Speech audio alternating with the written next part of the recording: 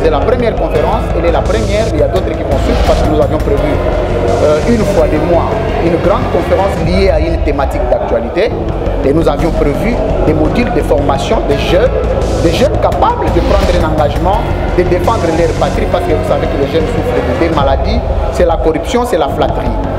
De la région de Grand Lac, qui ont signé cet accord avec l'État congolais, n'ont jamais respecté leurs propres. Donc c'est comme si nous avons signé un accord avec les fraudeurs eux-mêmes pour lutter contre l'exploitation illicite organisée par eux. Sur le plan interne, d'une manière générale, tous les opérateurs miniers qui exploitent et qui exportent les minerais chez nous, la majorité sont des fraudeurs. C'est les espions traîtres. Les espions traîtres, ce sont des Congolais eux-mêmes qui acceptent de donner des informations à l'extérieur contre leur propre pays. Et ces espions traîtres nous ont causé beaucoup de tort sur le plan de la fraude minière. Ces espions traîtres acceptent de bailleurs de fonds de pays voisins qui leur donnent l'argent pour acheter des minéraux chez eux et amener dans le pays voisin frauduleusement au mépris total de leurs propres réserves dans la région. Les espions traîtres acceptent que les armes sortent du pays voisin, entrent chez nous et ils acceptent de les cacher dans leur maison tout en étant conscients que ces armes vont tuer leurs frères, frères et sœurs. Bonjour Monsieur Dufrance. Bonjour.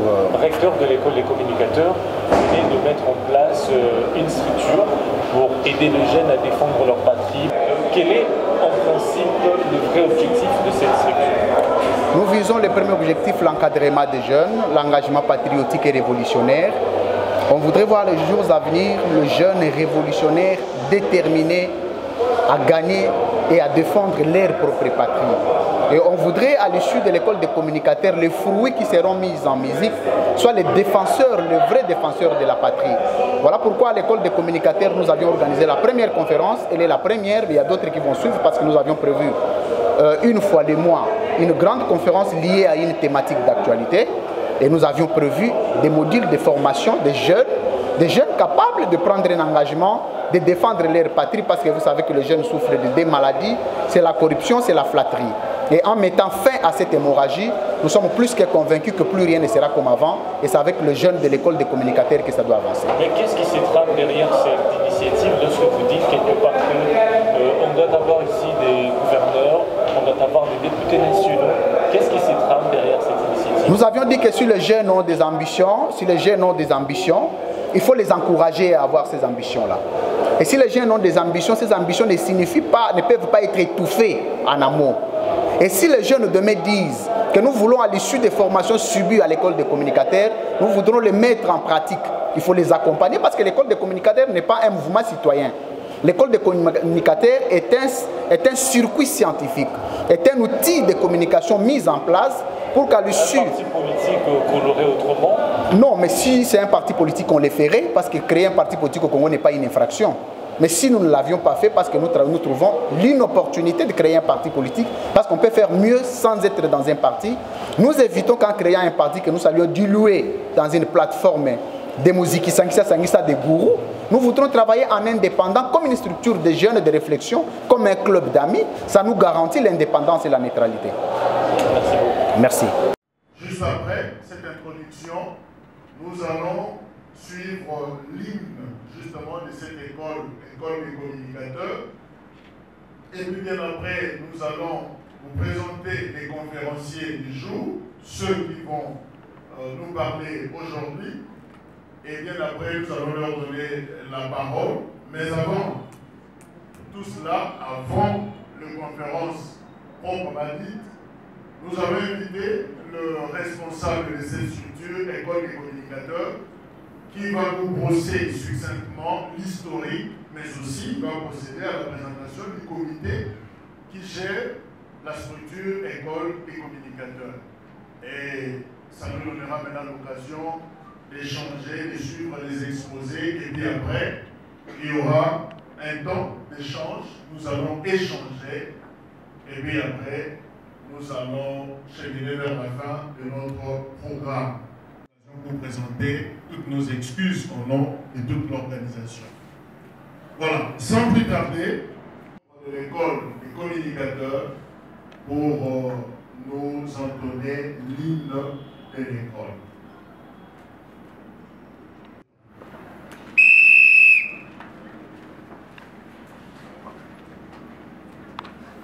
Oui, le Congo sera sauvé. Oui, le Congo sera sauvé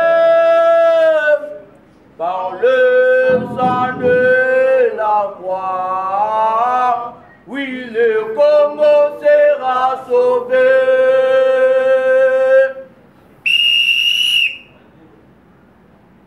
Voilà, merci. Alors, le Congo sera sauvé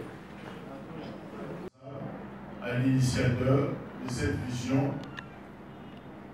J'ai cité M. Louis-France, qui prendra la parole, évidemment pas dans sa casquette de conférencier, mais d'abord en tant que responsable, recteur de cette école. Il va placer un mot sur l'historique, présenter son comité, et puis après nous allons poursuivre. Monsieur le recteur, vous avez la parole.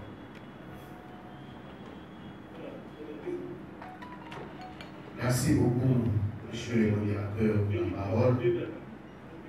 Merci à l'ensemble des amis, les compatriotes. L'école des communicateurs a ses devises. Mais les devises les plus prépondérantes qui doivent être ici énumérées, c'est l'engagement, c'est la révolution et c'est le patriotisme. Cette école voudrait, au milieu des jeunes qui souffrent de deux maladies majeures que nous avions toujours déplorées, que nous n'avons pas le courage de décourager, et que nous n'avons pas besoin d'aller à Sorbonne ni à Liège pour que nous puissions dissiper les comportements qui discréditent, j'allais dire, l'homme congolais. J'étais en train de parler de la corruption. J'ajoute en cela la flatterie. Ce sont donc là les deux maladies que vous retrouverez pour ceux qui passent à la télé, que vous suivre. Du matin au soir, les gens qui pensent que pour vivre, il faut chanter pour quelqu'un. Pour vivre, il faut déifier quelqu'un. Parfois les rares qui déifient Dieu qui mérite d'être défié, mais qui quand même prennent le luxe de défier les individus. Vous constaterez aussi la corruption qui commence au plus haut sommet de l'État jusqu'à la populace, donc le dernier peuple de la République, qui est victime de la corruption, des jugements mal rendus, des arrêts mal rendus, des décisions mal rendues, des décisions injustes, illégales, simplement pour nuire, pour déstabiliser les pauvres, parce que les pauvres n'ont plus de place dans ces pays. La place est réservée aux riches, aux hommes forts. Voilà pourquoi cette école des communicateurs voudrait réfléchir ensemble avec les jeunes, de prendre un engagement, dépendance d'esprit. Et donc ces jeunes qui doivent être avec nous dans l'école des communicateurs diront ce que la République doit être. Doit doter à la République une nouvelle crédibilité internationale. Doit doter à la République une nouvelle dimension analytique de voir les choses. Doit doter à la République notre dimension comportementale, la civilité, le patriotisme, l'amour par excellence de cette patrie. Donc l'école des communicateurs aujourd'hui un cadre par excellence qui invite les jeunes, que vous soyez licenciés, que vous soyez des CIS, que vous soyez des cadres, que vous n'étiez jamais allé à l'école.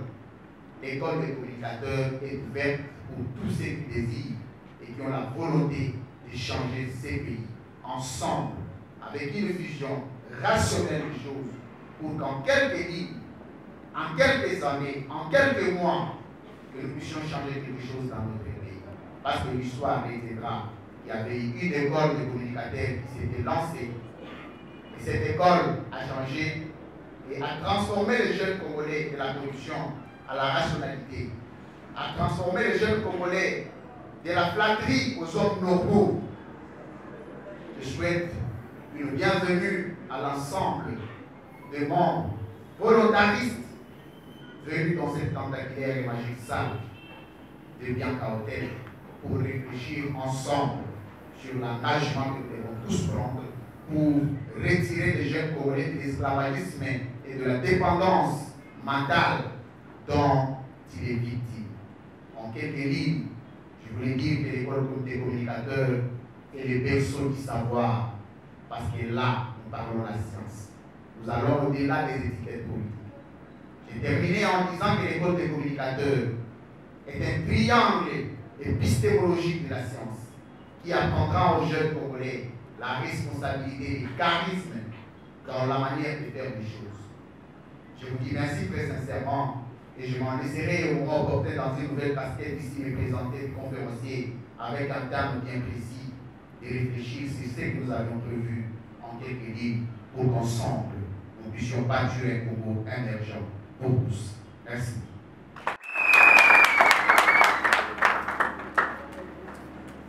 Voilà, je crois que...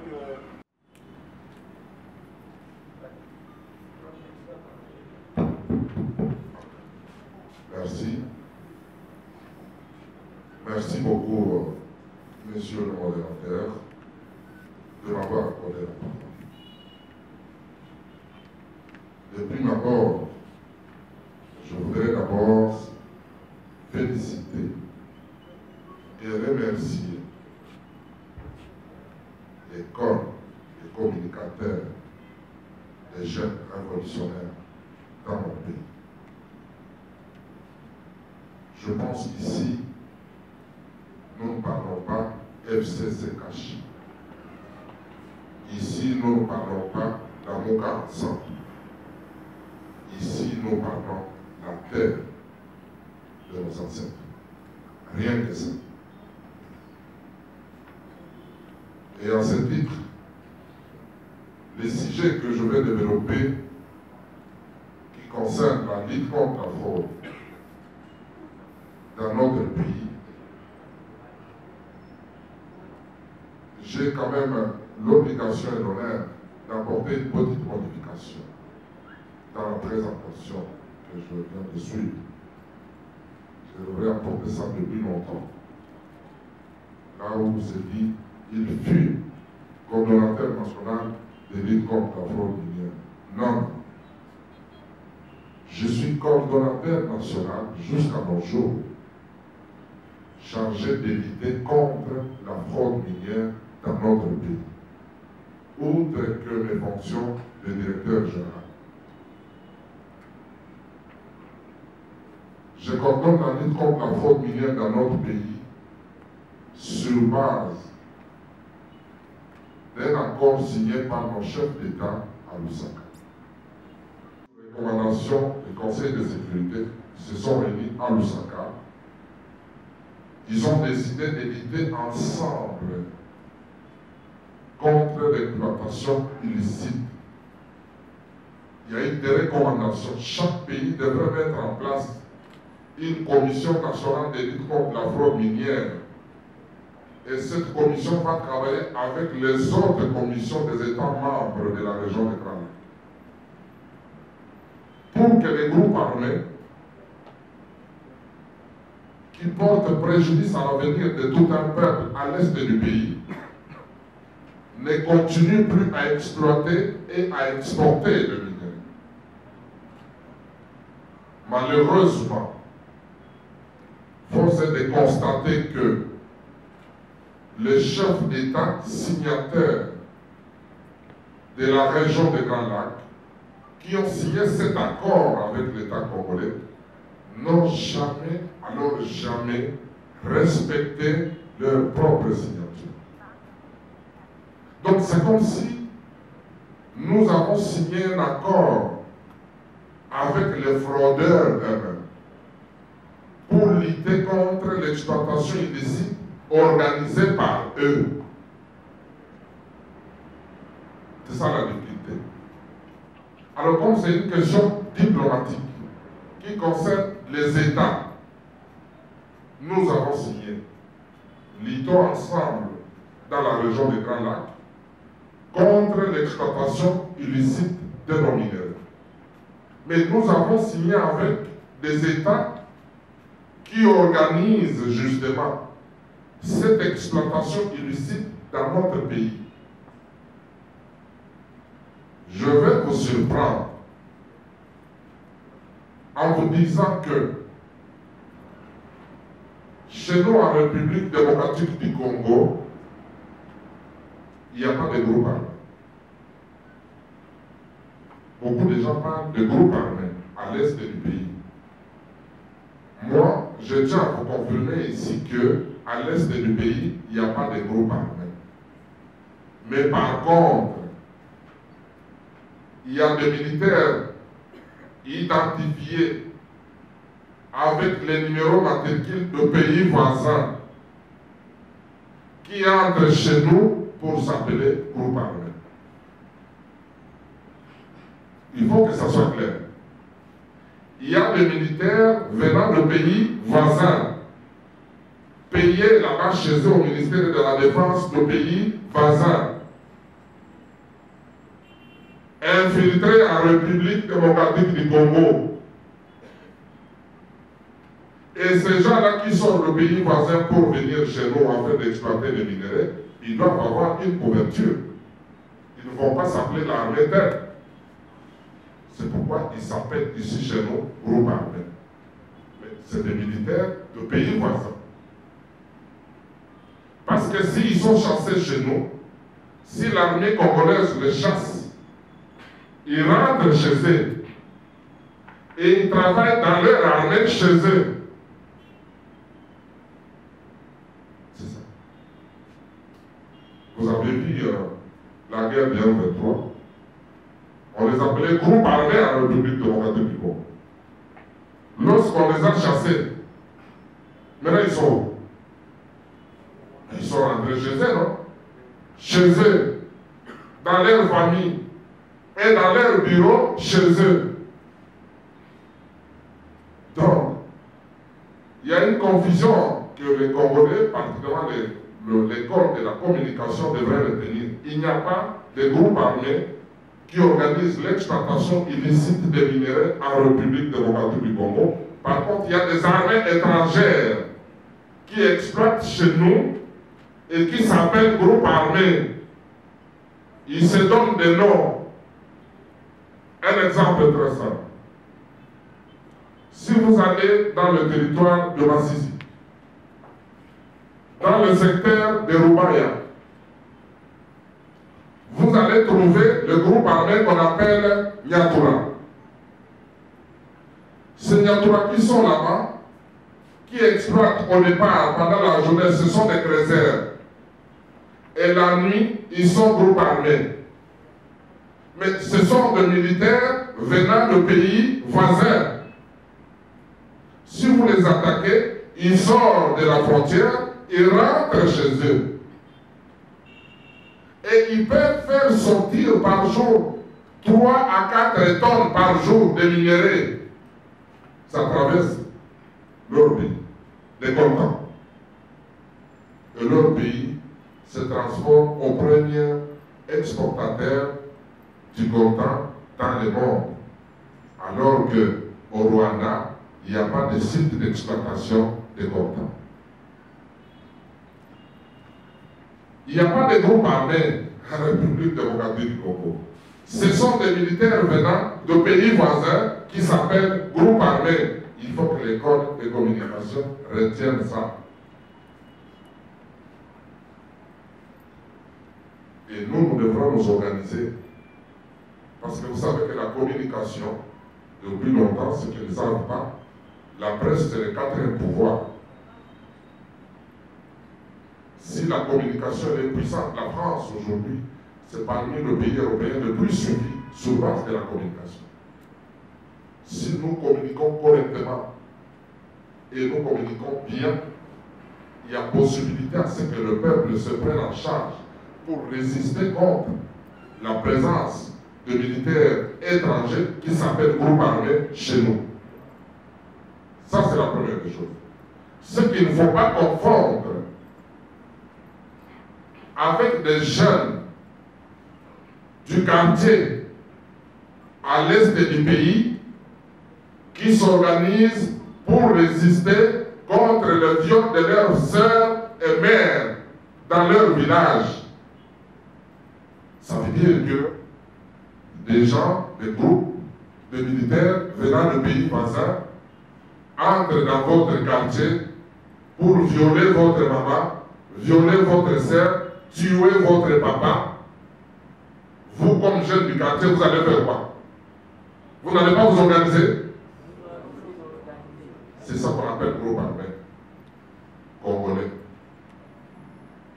C'est ça les groupes armés congolais. Ça veut dire que c'est la jeunesse de chaque territoire se sentant menacée, abandonnée, sans sécurité. C'est comme si vous êtes dans le quartier, il y a des Kourouna. Les jeunes sportifs du quartier s'organisent pour dire que s'il y a des Kourouna qui vont tenter quelque chose dans notre quartier, nous devrons les arrêter. Ça se fait, non? C'est la même chose qu'à l'Est. Maintenant, pour diaboliser, on les appelle groupes armés locaux. Mais c'est la jeunesse de Roubaïa, c'est la jeunesse de Bounakiri, c'est la jeunesse de Bukavu, c'est la jeunesse de Fizi qui revise que la terre de nos ancêtres soit occupée et que nos parents soient violés. C'est ça. Par manque de la communication, comme il n'y a pas une école de communication à Fizi, parce que nous avons levé l'option de soutenir l'école de la communication, non seulement à Kinshasa, mais sur l'ensemble de la République. Il faut que l'information confidentielle.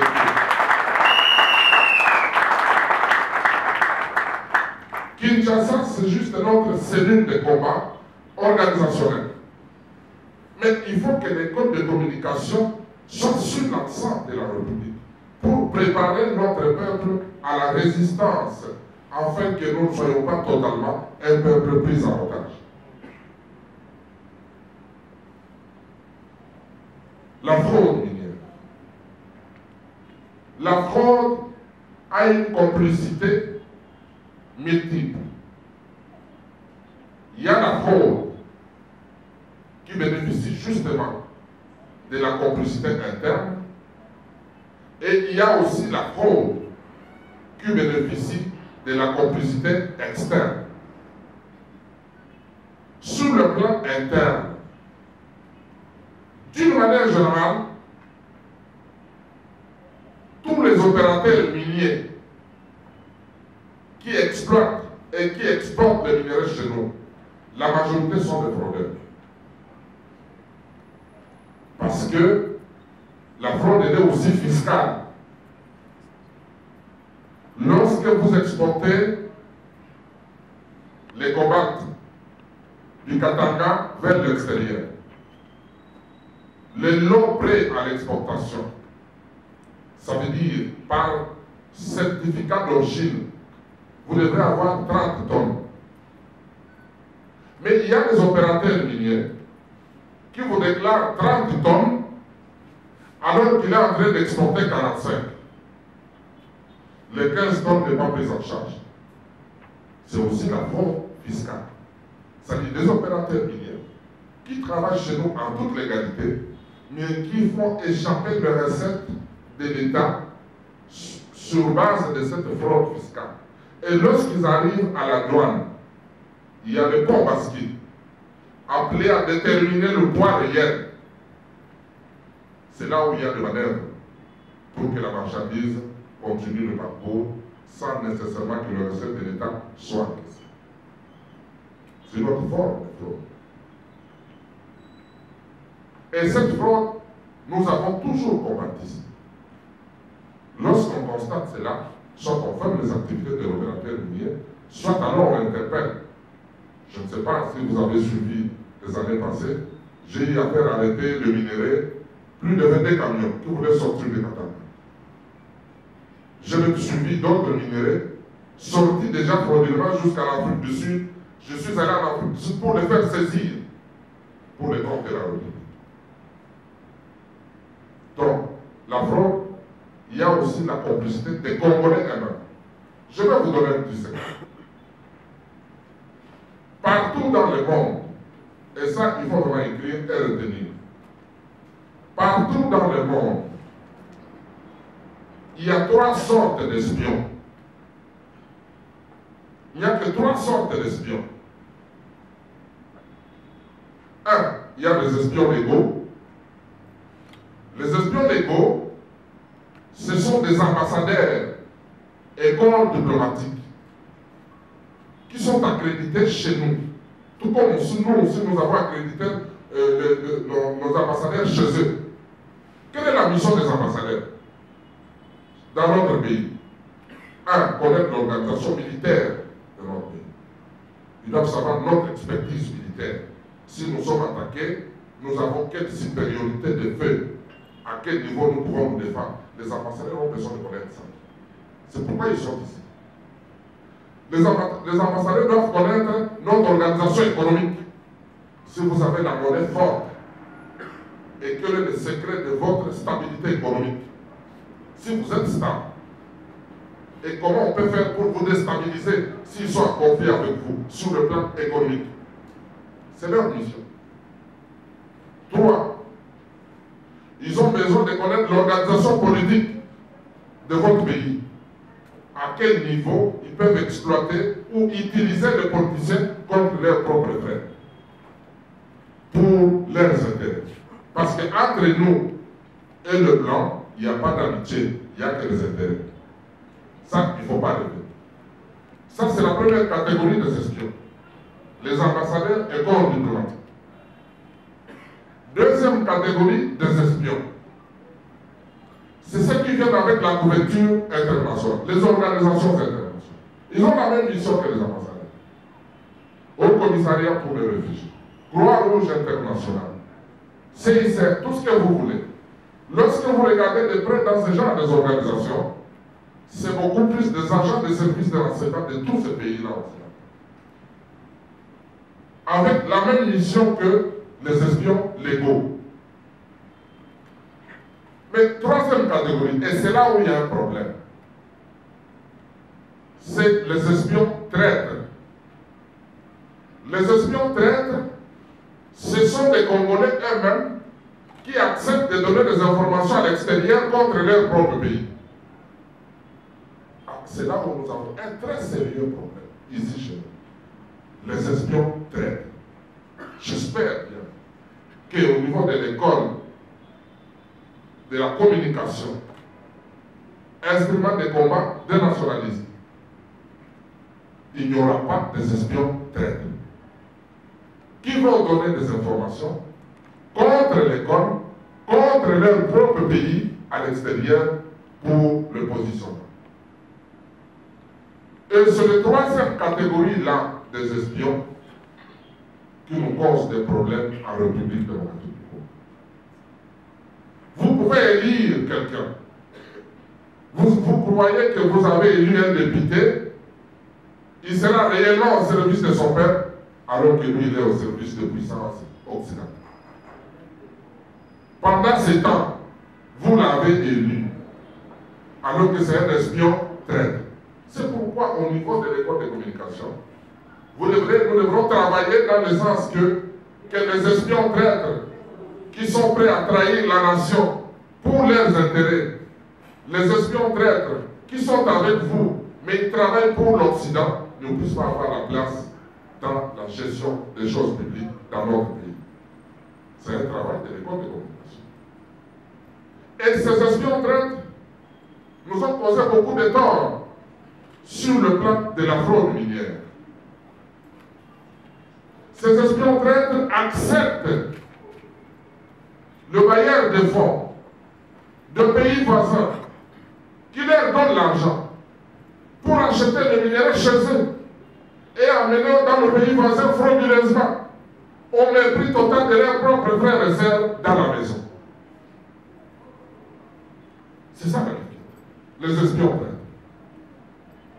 Les espions traîtres acceptent que les armes sortent de pays voisins, entrent chez nous, et ils acceptent de les cacher dans leur maison, tout en étant conscients que ces armes vont tuer leurs frères propres et sœurs.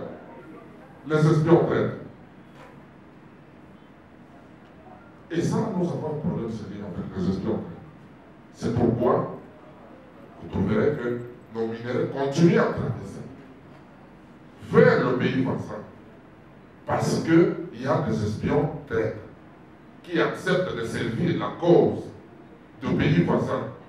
Et le pays voisin, à leur tour, accepte de servir la cause de multinationales au mépris total du peuple congolais. Et c'est une mission de l'école de communication, de réveiller les esprits du peuple congolais. Pour que nous puissions nous prendre en charge. Personne ne viendra de l'extérieur pour nous sauver. Il ne faut pas rêver. Personne ne viendra de l'extérieur ou de l'Occident pour que nous puissions nous développer. Il n'y a personne. Personne. Il ne faut pas rêver. Vous ne pouvez pas me citer un pays dans le monde qui a bénéficié du soutien de l'Occident qui s'est développé. Il n'y en a pas. L'Occident, c'est pour nous mettre à genoux. L'Occident, c'est pour nous utiliser afin de s'enrichir eux-mêmes. Ils n'ont aucune considération vis-à-vis des Congolais. Il ne faut même pas rêver. Nous avons l'habitude de participer dans beaucoup de conférences au niveau international, qu'ils soient à l'OCDE à Paris, qu'ils soient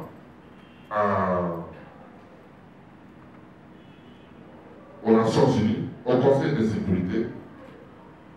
Nous n'avons jamais changé notre point de vue et nous l'avons toujours dit à tout le monde que le développement du Congo sera d'abord une préoccupation des Congolais eux-mêmes.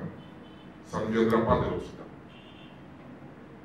Donc, je voudrais ici, c'était pour vous démontrer que la fraude a une complicité interne et externe. Et la complicité interne, elle est fondée sur les espions traîtres. Qu'est-ce qu'il faut faire pour que nous puissions nous en sortir, afin que le minerai de notre pays soit bénéfique aux fils et filles de ce pays? Alors, il faut soutenir les écoles de communication pour conscientiser d'abord les Congolais. C'est parmi les hypothèses. Il faut renforcer la sécurité au niveau de nos frontières. Il faut mettre en place des labos ou mettre en place un mécanisme de traçabilité et chaîne d'approvisionnement responsable de nos minéraux. Il y a beaucoup de paramètres. Il faut déloger des militaires de pays voisins qui s'appellent groupes armés chez nous.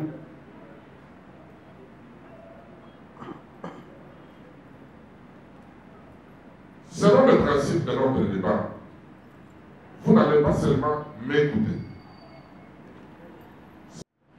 Je pense que je vais donner la parole au modérateur pour que nous puissions faire un débat roulé. Premièrement, toutes les questions sont autorisées à poser. Vous devez les poser.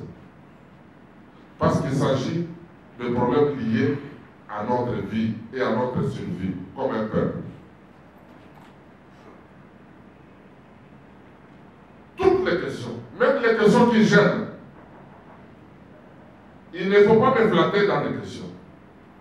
Posez des questions qui choquent pour que nous puissions échanger et avoir clair, de manière à ce que les codes de communication puissent rester avec quelque chose dans leur méthode et technique de la communication, de stratégie de la communication, en ce qui concerne les soubassements de survie du peuple congolais qui constituent et qui sont...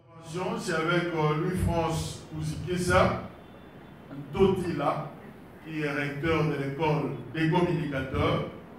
Il nous édifiera sur la communication patriotique et nationaliste, convention révolutionnaire des jeunes congolais. Louis-France, vous avez la parole. Merci beaucoup, monsieur le modérateur. Merci beaucoup, M. Pascal Dupont. Je ne vais pas être... je vais vraiment être pédagogique aujourd'hui. C'est un exercice que je vais faire ensemble avec vous. Je vais commencer par une très petite balise terminologique des concepts. Parce que nous avions parlé de la communication patriotique et nationaliste.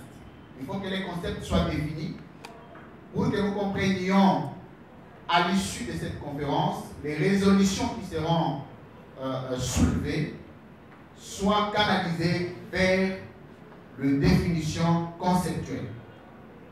D'abord, communication. La communication est la manière de transmettre un message qui est un contenu de la communication du vecteur X qui est l'émetteur vers la sphère Y qui est le récepteur à travers un canal. Et donc, je suis émetteur, vous êtes récepteur, le fil de communication, le micro que je tiens est un canal de communication et ce canal-là, aujourd'hui, cet auditoire est appelé communication parce qu'il y a les éléments constitutifs. Les trois éléments constitutifs de la communication, nous avons l'émetteur que je suis, comme un des conférenciers, je le récepteur que vous êtes, comme faisant partie de cette conférence, et j'ai un canal de communication. Je parlais du patriotisme. Le patriotisme est comme courant de pensée philosophique qui voudrait qu'à chaque individu issu d'une république, d'un État, ait des soucis majeurs, la détermination, la volonté et l'amour pour cette patrie. Je suis chrétien, j'aime bien le dire, parce que nous avons trois choses que nous n'avions pas demandé à Dieu. Nous avons la famille, mais nous avons aussi la République. Et donc, personne n'a demandé dans quel état il veut naître. Il est né parce qu'il est prévu un mécanisme divin. Et dans cette patrie, la patrie dans laquelle vous êtes né, vous devez en avoir l'amour, parce que l'amour doit être une obligation. Est-ce que nous nous mettons d'accord? Donc, à l'issue de cette conférence, il sera noté que l'amour pour la patrie est une obligation. Ça, c'est la première dimension définitionnelle du concept. La deuxième dimension, je voulais dire que dans le patriotisme, je soulève ou je soustrais un concept que j'appelle patrie, mais qui n'est qu'une fiction juridique, parce que sur le plan du droit international, on ne traite pas avec les patries, mais on traite avec les États. Je voudrais que nous nous mettions d'accord sur la différence de la patrie à l'État. Dans la patrie, il y a beaucoup de penseurs qui ont émis certaines pensées sur le concept de patrie. Je citais en passant Patrick Charodeau, pour ceux qui peuvent peut-être avoir le temps de lire. Je crois la 5e ou 6e page du livre Droit et politique comparé Didier Comte. Il est noté que l'État n'est qu'une dotation des mécanismes juridiques de la reconnaissance juridique qu'on dote à une partie de la terre, qui soit dotée du sol, qui soit dotée du peuple, qui soit dotée du gouvernement et qui soit dotée de la reconnaissance juridique internationale. Et donc, ce principe de la trilogie de l'État nous donne une définition juridique d'un État. Mais la patrie, cette fois-là, est un concept politique ou sociologique. Je voulais dire politico-sociologique. Parce que dans la patrie, personne n'aura une reconnaissance de droit pour une patrie. Une patrie, c'est une appartenance de par origine. Je vais faire un petit exercice pédagogique ou mathématique. Aujourd'hui, il y a plusieurs qui ont changé de nationalité.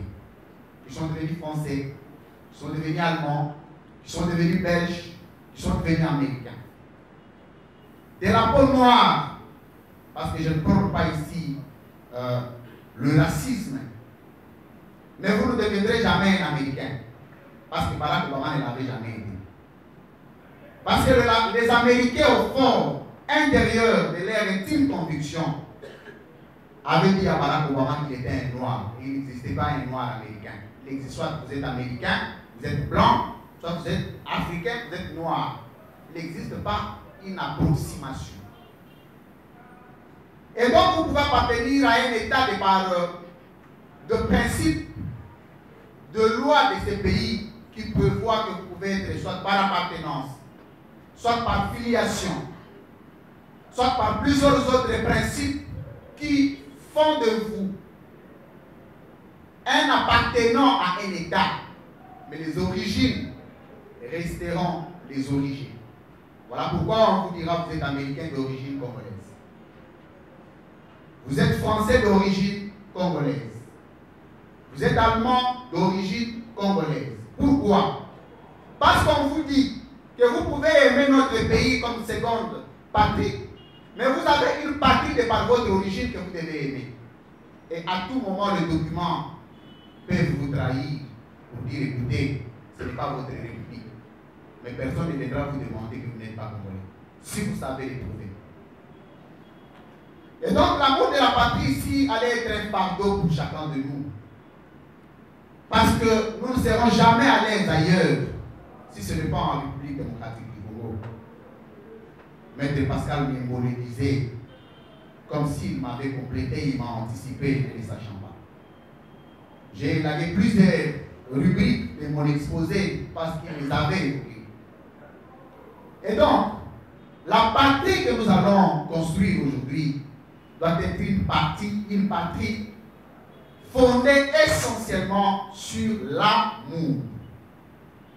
Et quand vous avez l'amour pour votre patrie, vous ne citerez jamais tous les infiltrés ici précités par mon prédécesseur. Parce qu'en ayant l'amour de votre patrie, vous ne les verrez jamais contre votre pays. Je prends un exercice plus simple. Vous êtes en famille. On vient vous voir pour vous dire on veut vous donner 4 000 $, 5 000 $, 10 000 $. Vous devez vendre votre père, votre mère, votre frère, votre soeur. Quelle sera votre première réaction? Effectivement, chacun de vous a une réponse là où il est. Et c'est le même amour que vous deviez avoir pour la patrie. Le jour où on vient vous voir, on a besoin d'une partie de la terre congolaise. Quelle sera votre réaction? Faut-il le vendre? Faut-il le refuser? Chacun de vous aura certainement une réponse. Excusez-moi. J'ai parlé du nationalisme.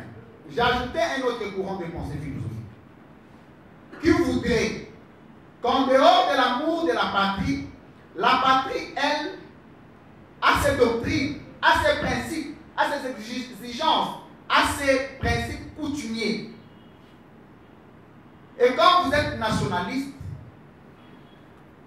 vous êtes prêt à tout pour les intérêts de votre république, de votre État. Mais je veux faire aussi un autre exercice, que chacun de vous essaye un peu de balancer là où il est, au fond de lui.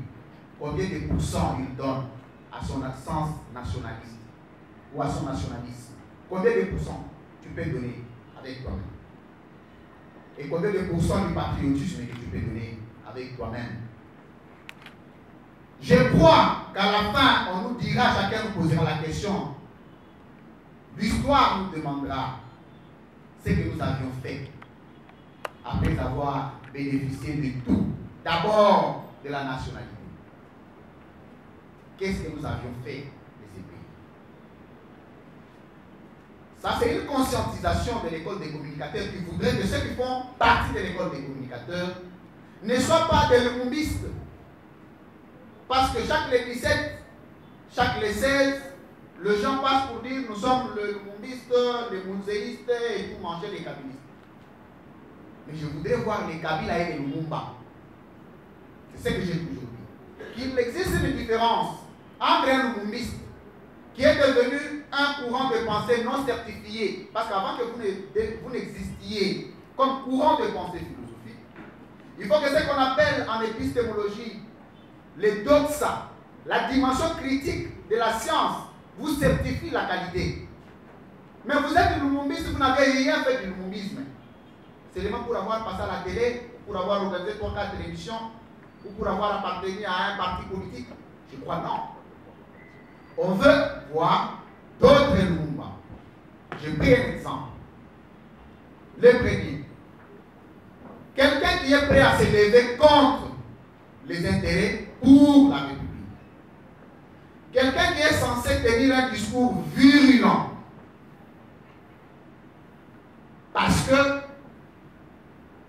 face à lui, il y a un choix à faire entre les intérêts de la République, les intérêts collectifs et les intérêts privés. On vise rien, on vise l'argent. On voulait avoir une structure de moralisation, de scientificité, de catégorisation factuelle et de doter aux jeunes que vous voyez. Parce que je voudrais que quand vous sortez de l'école des communicateurs, vous allez à l'étranger, que ce soit une identité nationale, que vous n'apparteniez pas au CACH, UDPS, PPRD, MLC, c'est des partis politiques autour des individus. Mais vous avez besoin d'une structure indépendante, dépersonnifiée. Ça va être une école. C'est la deuxième vision d'une école. L'école est la politique, d'abord. Faire la politique comme science et non comme art. Et donc cette école que vous voyez, madame, elle a beaucoup de définitions pour terminer. Et la définition des valeurs, vous les retrouverez dans cette école.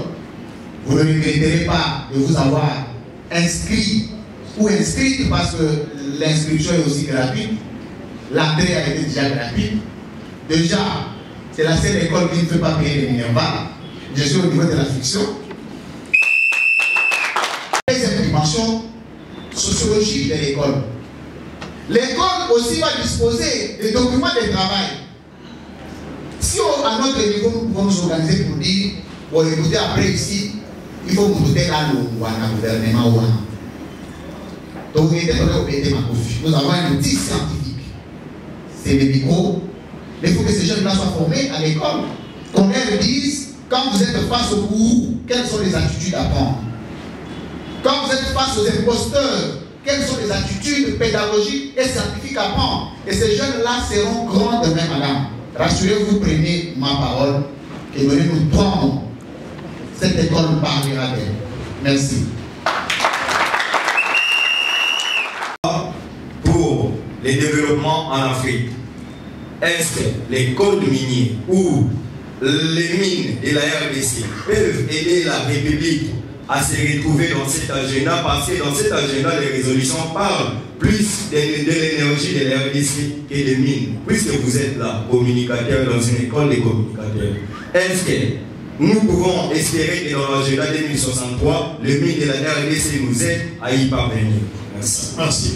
Je voudrais m'adresser à Louis-France, qui est l'un des initiateurs de cette démarche, l'école des communicateurs. Il y a quelque part, il a dit que si aujourd'hui le pays est à genoux, si le Congo est à genoux, c'est parce qu'on n'a pas de jeunes qui sont capables de résister au mal. Mais il ne faut pas oublier que pas mal de régimes politiques qui se sont succédés, ou le régime politique en place, qui n'accordent pas le libre-champ ou qui ne facilitent pas ces jeunes la liberté d'expression, de s'exprimer ou d'exprimer leur ras-le-bol. Quand bien même qu'on entend de slogans étant de droits et autres, mais on voit ce régime politique ne permet pas à ce jeune de s'exprimer parce que, comme M. Niembo a dit, il y a des espions traîtres. Ce sont aujourd'hui nos gouvernants qui sont en train de collaborer avec les multinationales. Aujourd'hui, on a l'impression d'aller exposer des problèmes auprès de personnes qui sont eux-mêmes impliquées dans les affaires là. Alors, je voudrais m'adresser à Louis-France, recteur de l'école de communicateurs. Comment est-ce que l'école de communicateurs entend aider ces jeunes à se libérer? Parce que ces jeunes ont de l'engagement. mais il y a un frein quelque part, il y a une désenteur, c'est parce que le régime politique, si je me force de faire ceci, je serai limité par cela. Comment le code de communicateur entend aider ces jeunes à se libérer face à un régime politique où on a des gouvernants qui sont impliqués, qui ont la main dans le sac dans différentes affaires? Voilà, certaines autres questions viendront dans des APD et d'autres. On suppose que l'Afrique sera parmi le pays émergent ou développé. Est-ce qu'avec l'école de l'Union, on peut espérer quelque chose? Mais, mon frère, il faut retenir que chez nous, nous n'avons jamais eu un problème de texte. Il n'y a jamais eu un problème de texte. Nous avons des textes. Mais le problème, c'est au niveau de l'application. Qui doit appliquer ce texte-là? C'est qui? Il a quel état d'esprit? Il a quelle éducation? Il a quel souci, le peuple congolais? C'est lui qui applique le texte. Mais le développement du pays peut commencer même aujourd'hui, si nous prenons conscience d'appliquer le texte. Le problème ne se pose pas au niveau des corps. Le problème ne se pose pas au niveau des corps. Le problème se pose au niveau des hommes qui appliquent ces codes. On peut faire 100 ans avec les codes qui donnent des avantages au peuple congolais. Si ceux qui sont censés appliquer ces codes ne sont pas animés de bonne foi, nous allons continuer à courir dans la misère et nous resterons toujours comme des esclaves en dépit de l'existence des codes. Même les codes passés avaient prévu les dispositions liées au cahier des charges de la population locale. Ça veut dire que lorsque vous allez investir chez nous, en République démocratique du Congo, il faut tenir compte du développement du secteur d'exploitation. Il faut construire des routes, construire des hôpitaux, aménager des écoles, répondre aux soucis de la population, donner de l'électricité, donner de l'eau. Donc c'est prévu. Cahier des charges de la population locale, là où vous exploitez. Mais lorsque on arrive à l'étape de cahier de charges, et qu'il y a des ministres qui vont récupérer ce qui est dit au cahier de charges, est-ce que c'est un problème de texte ou c'est un problème des hommes? S'il y a des autorités qui vont demander à l'opérateur là, chargé de construire des écoles, de construire des hôpitaux, conformément au code minier, on lui dit, ne construis pas, donne-moi la partie là que tu devrais construire, donne-moi ça. L'enveloppe là, c'est à quelle hauteur? On lui dit, Excellence, c'est 5 millions. Ok. Bon, toi, tu peux prendre 1,5 million, 3 millions là, tu peux donner à tel. Oubliez cette histoire, on va gérer les choses coutumières et le reste. Et puis lui, il envoie des gens pour voir les choses coutumières, donner des chèvres, avec peut-être une histoire de 5 000 $, hein. Il engage de 5 000 en mouvement pour donner un peu du sel, tout ça aux chefs coutumiers. Mais lui, il a plus de 3 millions quelque chose qui devrait être utile pour notre peuple. Donc le problème ne se pose pas au niveau des textes. Le problème se pose au niveau des animateurs. Il faut des patriotes, c'est pourquoi l'école de communication des nationalistes, des révolutionnaires puissent vulgariser les combats pour que les gens que nous allons produire de l'école, lorsqu'ils vont prendre des responsabilités, qu'ils soient capables de répondre aux soucis de notre peuple. Ça veut dire qu'il ne faut pas que ce soit des gens, lorsqu'il n'est pas en fonction, il a les soucis de faire quelque chose pour le pays. Lorsqu'il a les fonctions, il oublie. Le problème, moi je suis directeur général. Je suis en fonction. Je suis directeur général en fonction. Lorsque je suis avec des directeurs, je les explique ma vision. Ma vision, si c'est une vision qui n'est pas conforme à votre vision de détourner l'argent de l'État, je vais vous chasser de l'entreprise.